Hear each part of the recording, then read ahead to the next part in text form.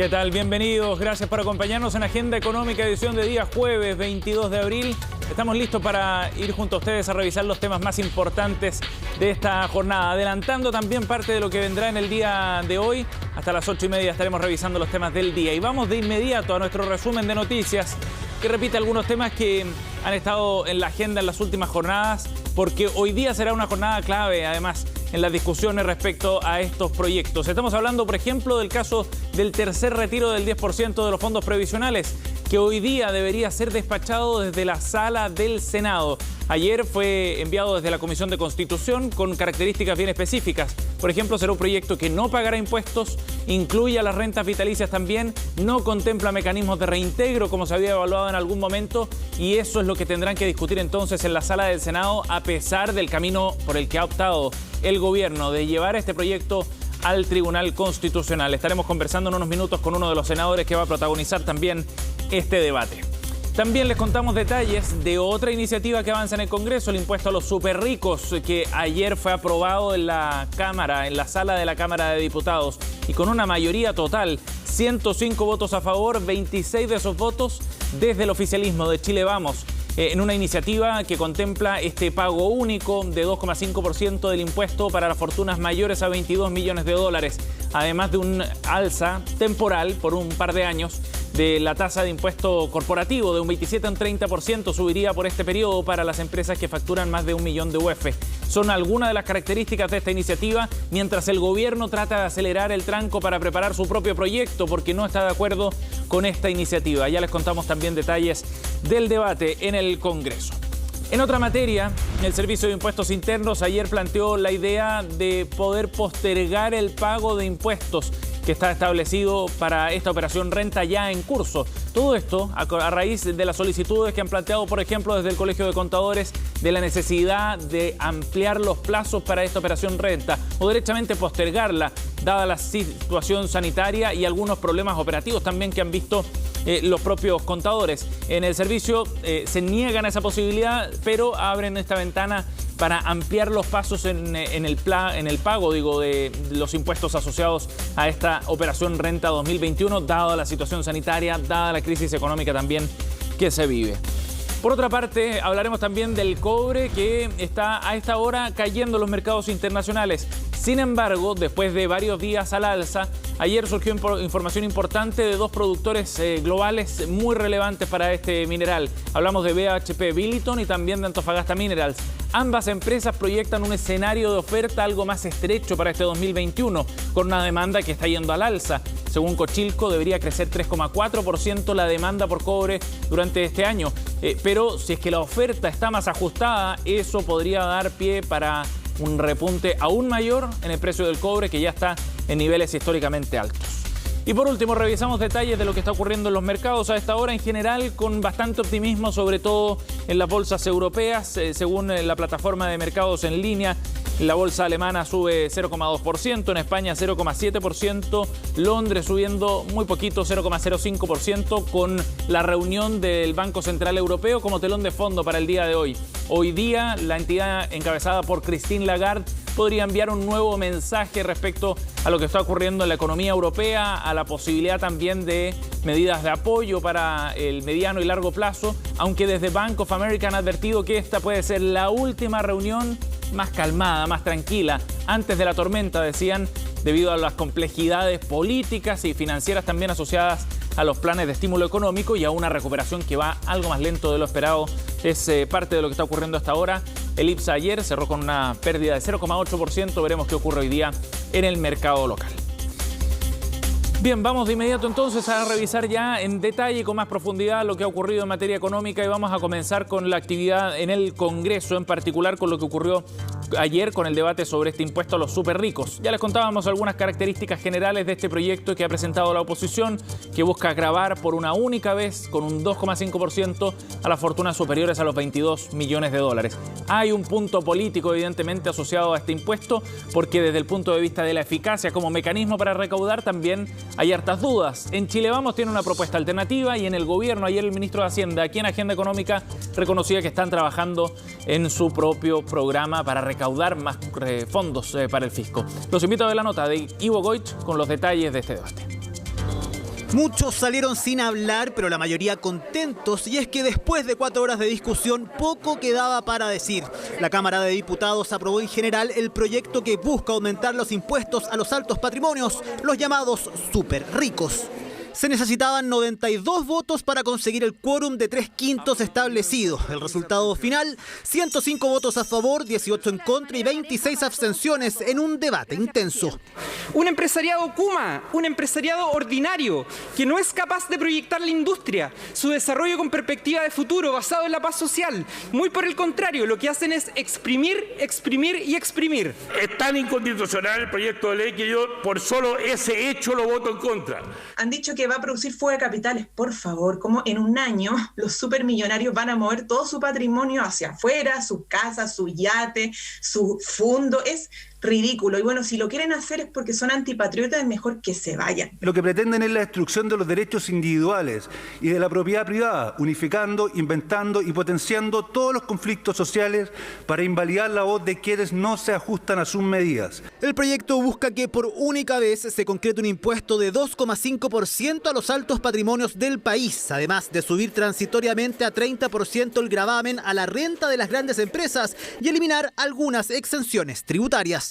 La pandemia ha vaciado los bolsillos y las cuentas de las familias chilenas, pero sin embargo, mientras tanto se han llenado los bolsillos y las cuentas de los superricos. Esta propuesta pretende que el Servicio de Impuesto Interno llegue a la casa de los millonarios a tasar las obras de arte, las antigüedades, las ropas de lujo, a valorizar derechos y acciones en sociedades familiares o fondos de inversión fuera de Chile. A los superricos, según este proyecto, se les establecería un impuesto excepcional a aquellas fortunas que superan los 22 millones de dólares, idea aprobada con votos oficialistas, donde reconocen que será difícil de implementar y que no recaudará lo que se busca, a la vez que negocian con el gobierno una nueva alternativa. Lo que nosotros tenemos que hacer es justamente ir con un proyecto del gobierno que sea constitucional, ¿no es cierto?, que por lo tanto nos permita recaudar también. Lo más importante, antes de ir directamente al tema de materia de impuestos, ha sido movilizar estos recursos y tener esta red de protección disponible. Ahora, la iniciativa vuelve a la Comisión de Constitución para su discusión en particular, lo que se realizará la próxima semana. Eso sí, el gobierno ya anunció reserva de constitucionalidad. Claro, el gobierno plantea que el Congreso no tiene las facultades, que son exclusivas del presidente, para legislar en materia tributaria o crear nuevos impuestos como este, pero está avanzando en su propia propuesta, como veíamos. Ha habido reacciones también desde el empresariado. Ayer, en conversación con CNN Chile, Juan Sutil, el presidente de la Confederación y la Producción y Comercio, la CPC, abordaba precisamente este tema. Sus reparos iban no en el fondo, en la necesidad de recaudar más recursos para el Estado, sino más bien en la efectividad de este mecanismo. Escuchamos a Juan Sutil. Ese impuesto lo aplicaron 13 economías que están en la OCDE, igual que nosotros, y que fue un fracaso. Y fue un fracaso porque es muy complejo, porque no aporta, porque no rinde. Y finalmente, de los 13 países, hay 11 que lo eliminaron y solo 2 lo dejaron como una cosa simbólica. Entonces, yo no es que crea que el sector productivo, donde están los trabajadores, las trabajadoras, los empresarios, lo que se llama la empresa en su conjunto, que además estamos interpelados, no es que nosotros no queramos como sector productivo colaborar, tenemos que asentarnos seriamente a discutir esto, no pensando en la próxima elección. Bueno, lo que está claro es que vendrán efectivamente cambios tributarios, ya sea por la vía de este impuesto a los superricos o por la propuesta de Chile Vamos, que recoja eventualmente el gobierno. Lo cierto es que se necesitan más recursos y ese camino va a transitarse sí o sí. Así al menos se están dando las señales políticas. Ayer Juan Sutil también se refirió a otro tema que ha generado controversia, las declaraciones del presidente de la Sociedad Nacional de Agricultura, Ricardo Aristía, respecto a que muchos trabajadores en el mundo agrícola al menos no estarían trabajando debido a los bonos que reciben del gobierno. Bueno, generó amplias críticas, un análisis también político respecto a lo que significaba efectivamente esa declaración, que algunos consideraron derechamente discriminatoria o prejuiciosa respecto a los trabajadores. Sutil se refirió también a este tema.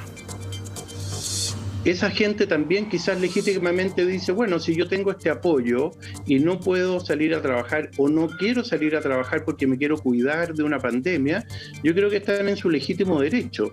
Y hay otras personas que tú lo puedes poner de una forma distinta y decir, bueno, no quiero ir a trabajar, y eso también es legítimo si quisieran no hacerlo. Lo que yo creo que ha hecho Antonio Errázuriz o lo que ha hecho Ricardo Aristía es reflejar la realidad de los hechos de lo que pasa hoy. Y hoy día, Matilde, lo que ocurre es que en la producción o en el comercio a lo largo de Chile, las dotaciones normales hoy día no se han podido cumplir.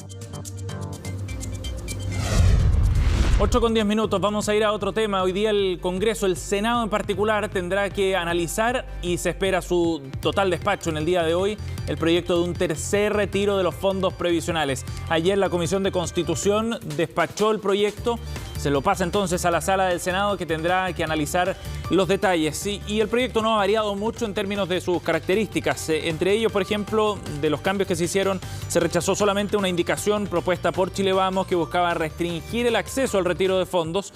De esa forma, entonces, la iniciativa queda, por ejemplo, abierta también para aquellos que estén en el sistema de rentas vitalicias, que podrán solicitar un retiro aun cuando ellos ya han cedido sus fondos previsionales a las compañías de seguros. También se establece que no tendrían que pagar impuestos aquellos que hagan este tercer retiro, porque el punto que proponía poner un impuesto también fue rechazado. De esta manera, entonces, el texto queda similar a lo que fue aprobado en la Cámara, salvo en el plazo de pago, que podría ampliarse.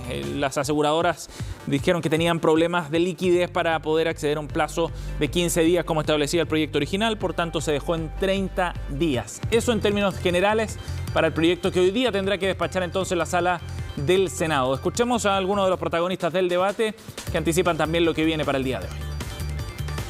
Eran 20 indicaciones, las despachamos, se votaron la mayoría de ellas por 3-2 y se pudieron incluir a las rentas vitalicias, más de 700.000 personas a lo largo de Chile que ni en el primer ni en el segundo retiro pudieron hacer uso de este derecho. Es un artículo transitorio que obviamente eso es lo que se venía de la Cámara, y lo que se ha hecho es perfeccionarlo y ratificar y consolidar la situación de las rentas vitalicias, que era un tema que estaba claramente en cuestión o que estaba siendo rechazado. Esto nos permite el día de mañana tener la absoluta convicción de que va a ser aprobado en la sala. Es un hecho definitivo que este Congreso Nacional, por una abrumadora mayoría, vamos a aprobar el tercer retiro y tendremos que ir a defenderlo al Tribunal Constitucional debido al error político de nuestro gobierno de concurrir en esa instancia.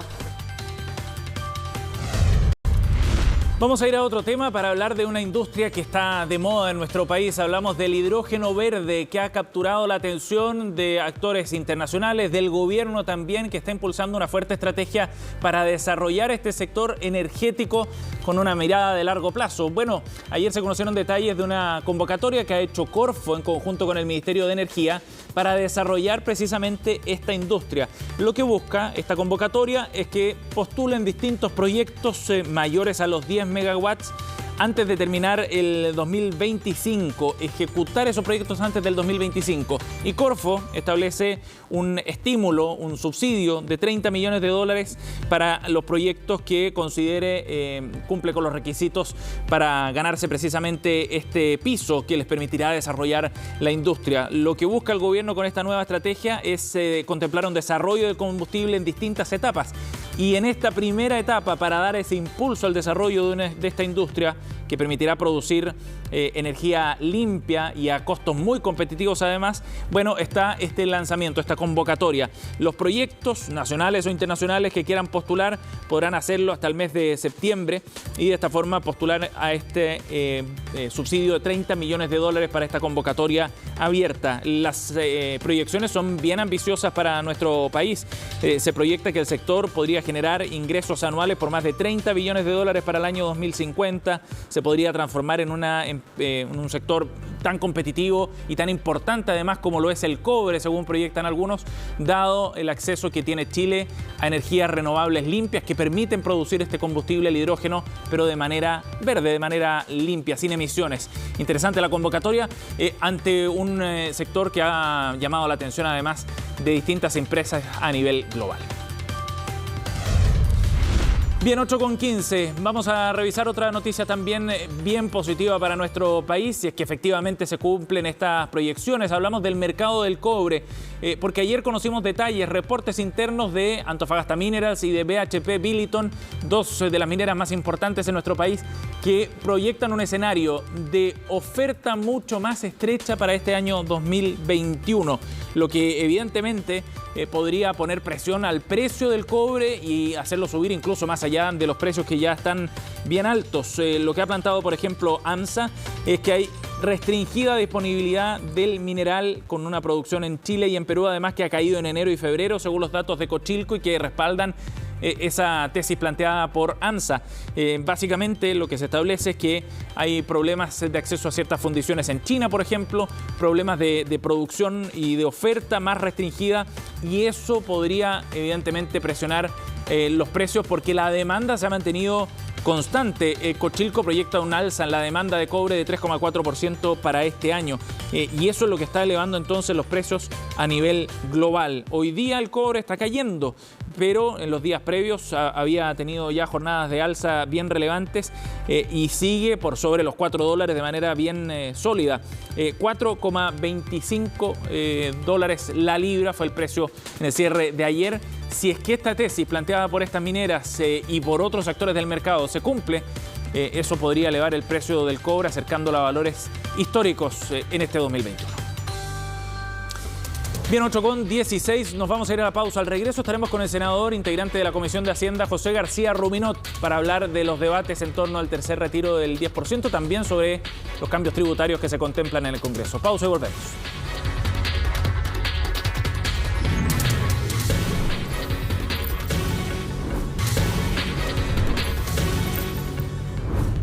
Ya estamos de vuelta en Agenda Económica 8:20 y les contábamos que queremos profundizar en el debate que hoy día habrá en el Senado en torno al tercer retiro de los fondos previsionales. Estamos en contacto con el senador de RN, José García Ruminot, para profundizar en este tema. ¿Cómo está, senador? Gracias por el contacto. Sebastián, muy buenos días. Muchas gracias por la invitación. Senador, bueno, pareciera que las cartas están echadas para el día de hoy. El Senado probablemente apoye y apruebe este tercer retiro de los fondos previsionales. ¿Qué espera usted sobre el debate? ¿Tiene alguna expectativa respecto a cambios que se puedan introducir al proyecto, quizás? Yo todavía, Sebastián, tengo la esperanza de que pudiéramos construir un acuerdo, probablemente no hoy día, y el proyecto se va a despachar en los términos que ya se conoce. Pero vamos a ir al Tribunal Constitucional, vamos a crear una enorme incertidumbre respecto de lo que allí se resuelva, y yo quiero recordar que nosotros como gobierno llegamos con una promesa que es de mejorar las pensiones, y el proyecto de reforma previsional también está acá en el Senado. Claro. Y la piedra de tope es la distribución del famoso 6%. Se subiría la cotización en 6 puntos. ¿Y cómo se distribuye? La Cámara de Diputados dijo en su minuto 3 puntos a la cuenta de capitalización individual, 3 puntos a un fondo común. Eso el Senado lo está rechazando y quiere que los 6 puntos vayan a la cuenta general, claro, al fondo común. ¿Por qué amarro las dos cosas? Porque cuando yo hablo de que tengamos un gran acuerdo, yo sé que la ciudadanía quiere el tercer retiro. Las encuestas de opinión así lo revelan decididamente, con un amplio respaldo. Pero la ciudadanía también quiere, los trabajadores también quieren que la mayor cotización previsional vaya a sus cuentas individuales. Senador, entonces, ¿por dónde podría ir el acuerdo? Menos, lo que yo digo, bueno, el problema, el proyecto del tercer retiro tiene los problemas de inconstitucionalidad que ya se han manifestado. Sí.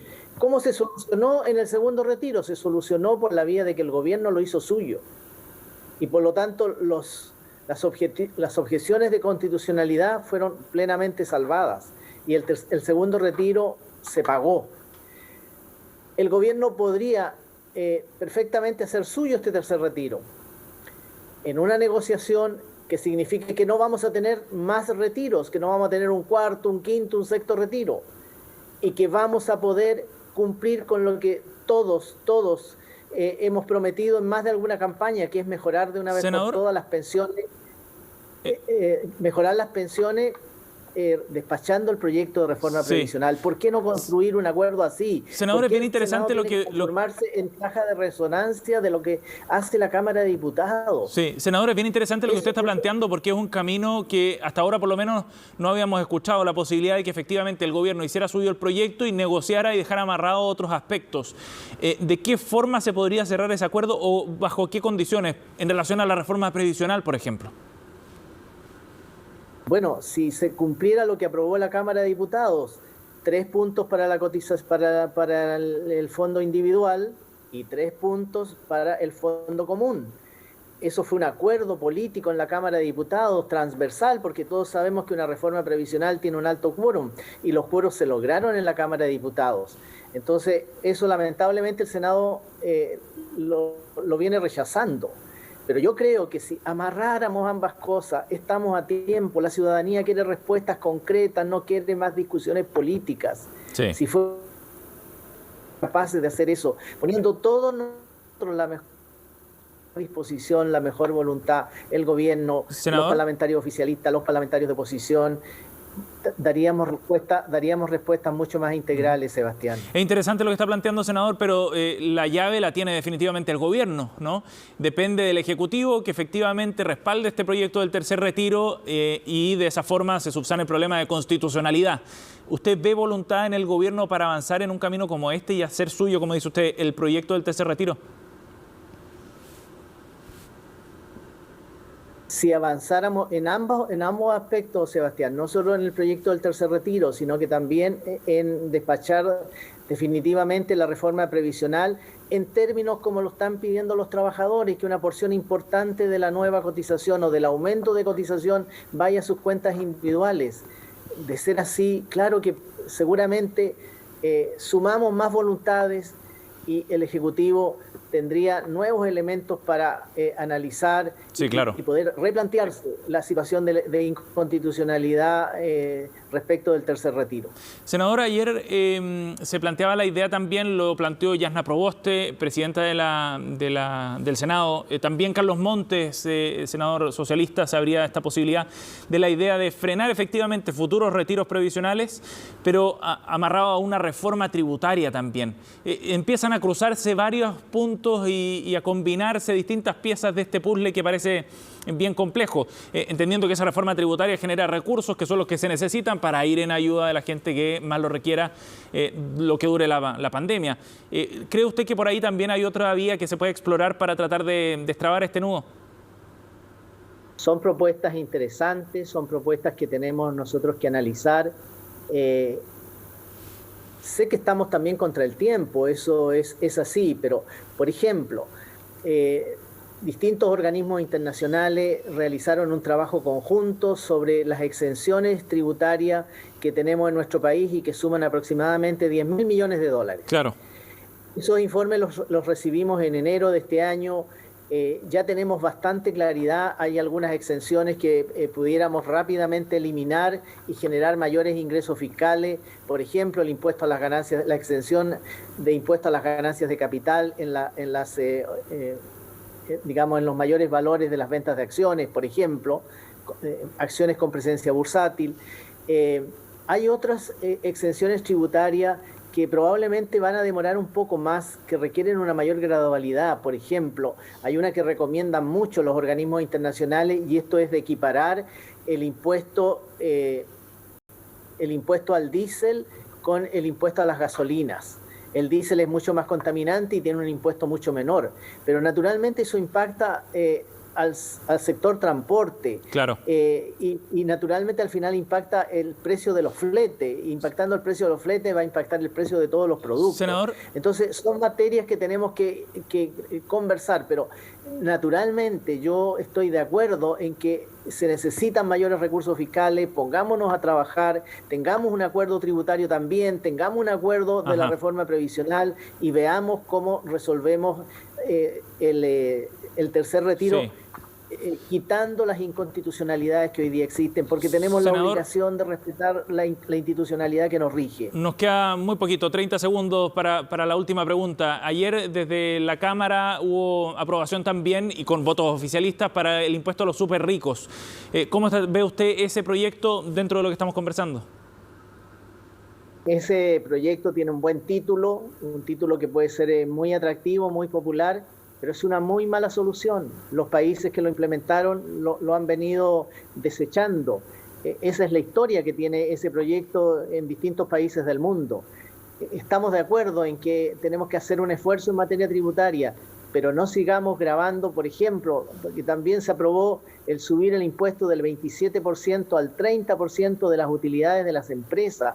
Eso es simplemente matar las empresas cuando necesitamos más que nunca que las empresas generen trabajo, incorporen tecnología, que las empresas se modernicen lo más posible, que seamos lo más competitivos posible.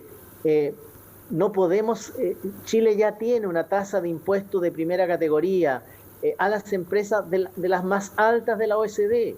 Eso lo dicen todos los estudios internacionales. Entonces, ¿cómo insistimos en subir las tasas cuando esa no es la solución? Bien. Yo a veces siento que dejamos muy de lado los aspectos técnicos y no le estamos haciendo bien a Chile.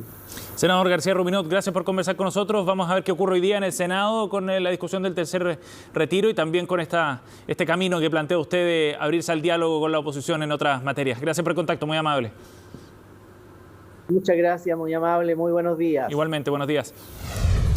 Ya nos vamos 8:30, pero quedamos muy atentos a lo que va a ocurrir esta mañana. La Universidad de Chile, a eso de las 10 de la mañana, va a entregar los datos del desempleo del Gran Santiago, este tradicional informe que entrega el Centro de Microdatos de la Universidad de Chile y que de alguna manera va marcando pauta respecto a la recuperación del mercado laboral. Está enfocado en el Gran Santiago, pero se puede extrapolar también a nivel país.